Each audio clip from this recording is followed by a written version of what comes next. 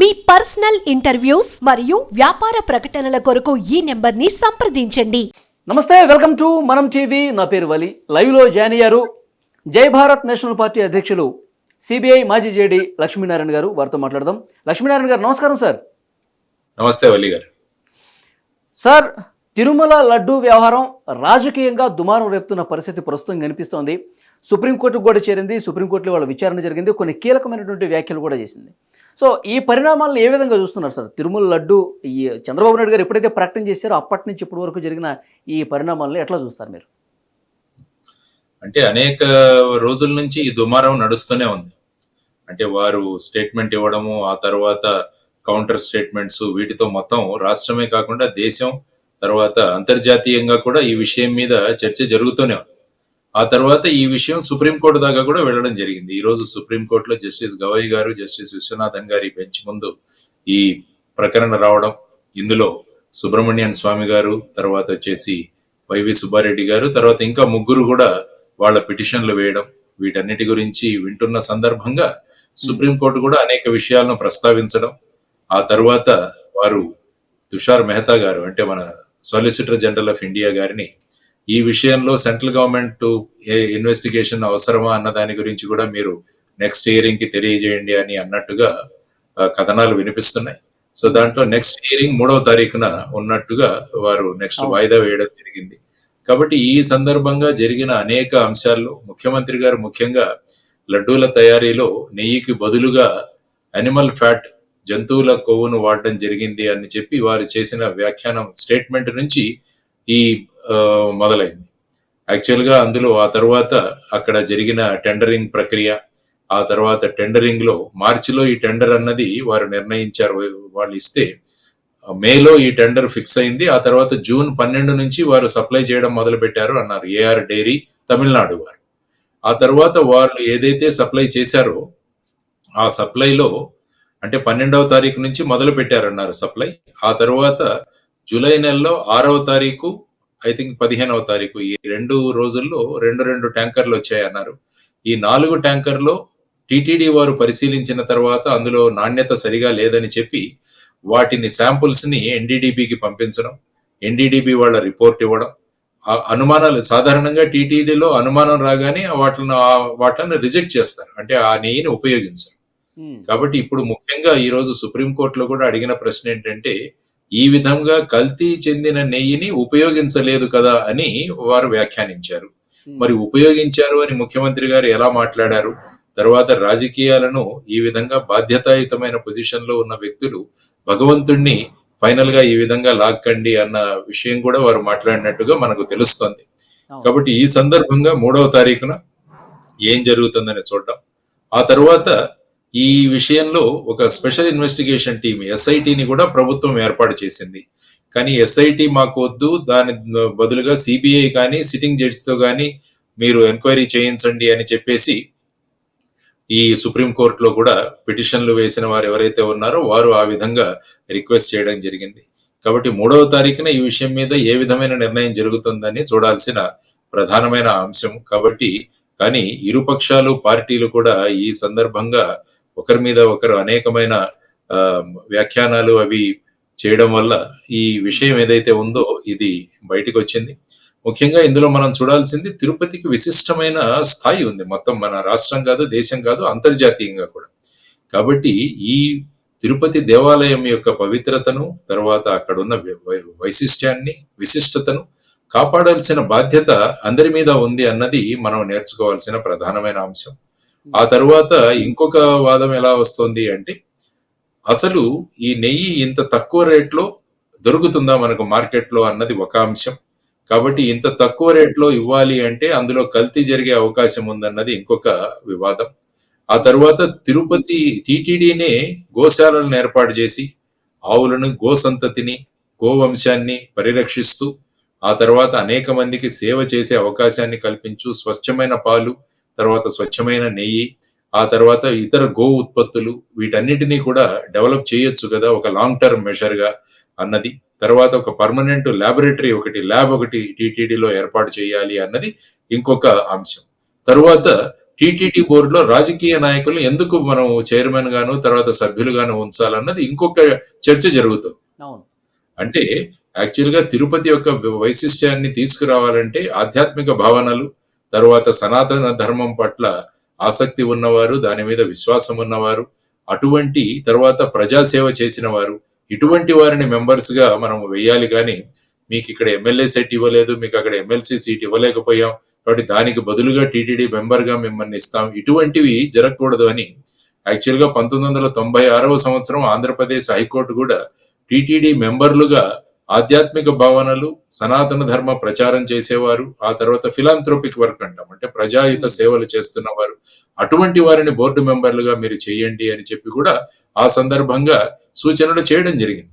కాబట్టి ప్రస్తుతం జరుగుతున్న ఈ లడ్డూ వివాదం తర్వాత ఈ టీటీడీ బోర్డు చైర్మన్ గాను మెంబర్లను గాను ఎటువంటి వారిని అపాయింట్ చేస్తారన్న దాని మీద కూడా ప్రజలు మాట్లాడుకుంటున్నారు. కాబట్టి ఇదంతా కూడా ఎంతో బాధ్యతాయుతంగా చేయాల్సిన పని. కాబట్టి ఈ విషయంలో అనేక సంస్కరణలు అవసరం. అంటే తర్వాత ఎవరు ఎలా మాట్లాడాలన్న దాని మీద కూడా చాలా రిస్ట్రిక్షన్స్ ఉంటాయి. అందుకని ఎప్పుడు నేను అంటుంటాను, నోటి నుంచి వచ్చిన మాట, విల్లులోంచి బయలుదేరిన బాణం, ఆ తర్వాత గడిచిపోయిన సమయం, ఇవేవి కూడా వెనక్కి రావు. కాబట్టి ప్రతి ఒక్కరూ ఏం మాట్లాడుతున్నాము అన్న దాని మీద దాని యొక్క రిపర్కషన్స్ చెప్తూ ఉన్నారు. అనుమానం వచ్చింది కాబట్టే ఇప్పుడు వాటిని శాంపిల్స్ పంపించారు.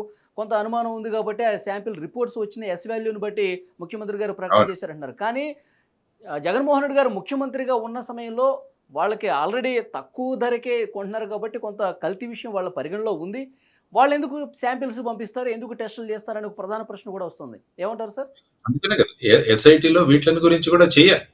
అంటే యాక్చువల్ గా టెండర్ మీరు ఎలా ఇచ్చారు, టెండర్ లో స్పెసిఫికేషన్లు ఎఫ్ఎస్ఎస్ఐ ఈ స్పెసిఫికేషన్ గా ఇచ్చారా, టెండర్ లో ఏమన్నా మార్పులు చేశారా, ఆ తర్వాత వచ్చేసి టెండర్ ఎవరైతే వ్యక్తికి ఇచ్చారో వారి దగ్గర నుంచి ఎవరికైనా ముడుపులు అందాయా, ఇవన్నీ కూడా ఇన్వెస్టిగేషన్ లో భాగం. ఎస్ఐటి వాళ్ళు ఏదైతే చేస్తున్నారో, నాకు వచ్చిన సమాచారం కానీ లేకుంటే పేపర్లు మీడియా నుంచి నేను చెప్పింది ఏంటంటే, ఎప్పుడైతే టెండర్ ఫిక్స్ అయిన తర్వాత ఆ టెండర్ ఎవరికైతే వస్తుందో వారు వాళ్ళ శాంపుల్స్ ని ఎన్ఏబిఎల్ ల్యాబ్స్ లో టెస్ట్ చేయించాలి. ఆ ఎన్ఏబిఎల్ నేషనల్ అక్రిడిటెడ్ ల్యాబ్స్ ఏవైతే ఉంటాయో ఆ రిపోర్ట్లు తీసుకొని టీటీడీకి వస్తే మళ్ళా ఇక్కడున్న ల్యాబ్ లో చిన్న పరీక్షలు చేసి వాటిలో కూడా పాస్ అయితే దాన్నే లడ్డూ తయారీకి వినియోగిస్తారని చెప్పడం జరిగింది. కాబట్టి ఇప్పుడు ఎస్ఐటి చూడాల్సిన బాధ్యత ఏంటంటే, ఈ కాంట్రాక్ట్ అప్రూవల్ అయిన తర్వాత నుంచి ఎన్ని ట్యాంకర్లు సప్లై చేశారు, మొత్తం 10 ట్యాంకర్లు సప్లై చేశారని, అందులో 4 రిజెక్ట్ అయ్యాయని, మిగతా 6 ఉపయోగించారని కొన్ని వార్తలు ఉన్నాయి. మరి ఆ ఉపయోగించిన నెయ్యిలో ఏ విధమైన రిపోర్ట్స్ ఎన్ఏబిఎల్ అక్రిడిట్ ల్యాబ్ నుంచి మీకు వచ్చాయి, ఆ తర్వాత వాటిలో ఏ విధంగా మీరు ఉపయోగించారు, టీటీడీ బోర్డు కండక్ట్ చేసిన టెస్ట్లు ఏవైతే ఉన్నాయో వాటిలో ఏ విధమైన టెస్ట్లు మీరు చేశారు, ఇవన్నీ కూడా చూడాల్సిన అంశం. ఇదంతా కూడా పార్ట్ ఆఫ్ ది ఇన్వెస్టిగేషన్. అంటే ఇంత తక్కువ నెయ్యి అంటే 319 రూపాయల 80 పైసలు ఒక కేజీ. యాక్చువల్ గా మార్కెట్ లో చూసుకుంటే మీకు సుమారుగా 500-600 నుంచి నెయ్యి 3000 రూపాయల వరకు కిలో మీకు ఉంటుంది మార్కెట్ లో. అంటే సోర్స్ ఏంటి, ఆ తర్వాత మీరు దేశీ ఆవులు తీసుకున్నారా, లేకుంటే జెర్సీ గానీ హెచ్ఎఫ్ గానీ ఇవి వాడారా, లేకుంటే మిక్స్డ్ మిల్క్ తీసుకున్నారా, వీటన్నిటి మీద, తర్వాత ఆవు నెయ్య, తర్వాత గేదె నెయ్య, వీటి మీద కూడా చాలా రేట్లలో తేడా వస్తుంది. కాబట్టి వీటన్నిటిని కూడా పరిగణలోకి తీసుకుని ఏ విధంగా ఈ రేట్ డిసైడ్ చేయబడింది, ఆ తర్వాత యాక్చువల్ గా ఏఆర్ డైరీ ఫ్యాక్టరీలో కూడా వెళ్ళి అక్కడ కూడా ఇన్స్పెక్ట్ చేయాల్సిన అవసరం. అంటే ఏ ప్రక్రియ ఏ విధంగా జరుగుతుంది, వాళ్ళు ఎవరి దగ్గర నుంచి ఈ మిల్క్ ప్రొక్యూర్మెంట్ చేస్తున్నారు, వీటన్నిటి కూడా ఒక డీటెయిల్డ్ ఎంక్వైరీ చేయాలి. ఎందుకంటే ఇప్పుడు నెయ్యి ఉపయోగించాము అని లడ్లు తయారు చేసామన్నది వాటిలను టెస్ట్ చేయడానికి లడ్ల శాంపుల్ ఉండదు, ఎందుకంటే అవి వెంటనే మనం ఉపయోగిస్తుంటాం. కాబట్టి ఇప్పుడు మన దగ్గర ఉన్న సాక్ష్యాధారాలు కేవలం ల్యాబ్ రిపోర్ట్లు, టీటీడీ చేసిన ల్యాబ్ రిపోర్ట్లు, ఆ తర్వాత టెండర్. జగన్ గారు ముఖ్యమంత్రిగా ఉన్న సమయంలో కూడా నెయ్యి సప్లై చేసింది కదా సార్? యాక్చువల్ గా ఆ టెండర్ అన్నది మార్చి నెలలో వాళ్ళు నోటిఫై చేశారన్నారు. టెండర్ ఫిక్స్ అయింది, టెండర్ డిసైడ్ చేసింది మే నెలలో అన్నారు. యాక్చువల్ గా వాళ్ళు సప్లై మొదలు పెట్టింది 12 జూన్ 2024 నుంచి అన్నారు. అంటే ఇప్పుడు వాదన ఏంటంటే ప్రభుత్వం మారింది, మారిన ప్రభుత్వంలోనే ఈ సప్లై జరిగింది అన్నది ఇంకొక ఇష్యూ బయటికి వస్తుంది అనమాట. సో అది కూడా చూడాల్సిన అంశం ఉంది. కాబట్టి ఎస్ఐటి వీటన్నిటిని కూడా పరిగణలోకి తీసుకొని తర్వాత ఆ బిడ్లో ఆ కాంట్రాక్ట్ సమయంలో అనేక మంది కూడా వాళ్ళ బిడ్స్ పెట్టారు. సో వాళ్ళ అభిప్రాయాలు కూడా తెలుసుకోవాలి. ఆ టెండర్ నిర్ణయించే ప్రక్రియలో పారదర్శకంగా జరిగిందా లేదా అన్నది కూడా ఈ ఎస్ఐటి వారు చేస్తున్న ఇన్వెస్టిగేషన్ లో తేల్చాల్సిన అంశం. కానీ ముఖ్యంగా సుబ్రహ్మణ్యం స్వామి గారు కానీ సుబ్బారెడ్డి గారు కానీ వీరు అడుగుతున్నది ఏంటంటే సిబిఐ గాని సిట్టింగ్ జడ్జ్ తో గాని ఎంక్వైరీ చేయించాలన్నది వాళ్ళ వాదన. ఆ సందర్భంగా మరి సుప్రీంకోర్టు కూడా సాలిసిటర్ జనరల్ ఆఫ్ ఇండియాని కూడా అడిగారట ఈ కేసులో కేంద్ర ప్రభుత్వం యొక్క ధోరణి ఏంటి, కేంద్ర ప్రభుత్వ సంస్థల ద్వారా ఇది చేయించాలా ఇన్వెస్టిగేషన్ అని మీ అభిప్రాయం చెప్పమని వారిని కూడా అడిగినట్టు వారికి సూచించినట్టు కూడా మనకు వస్తున్న వార్తలు తెలుస్తుంది. కాబట్టి 3వ తారీఖున జరిగే కోర్టు హియరింగ్ ఏదైతే ఉందో సుప్రీం కోర్టులో జరిగే అంశాలు దాన్ని బట్టి ఫైనల్ గా ఇన్వెస్టిగేషన్ అప్పటి వరకు ఎస్ఐటి చేస్తుంది. సపోజ్ సుప్రీంకోర్టు ఎస్ఐటిని కంటిన్యూ అవ్వచ్చు అంటే వారు చేస్తారు, లేకుంటే సిబిఐ గాని వేరే సంస్థకు గాని ఇమ్మంటే అప్పుడు ఆ విధంగా చర్యలు జరిగే అవకాశం ఉంటుంది.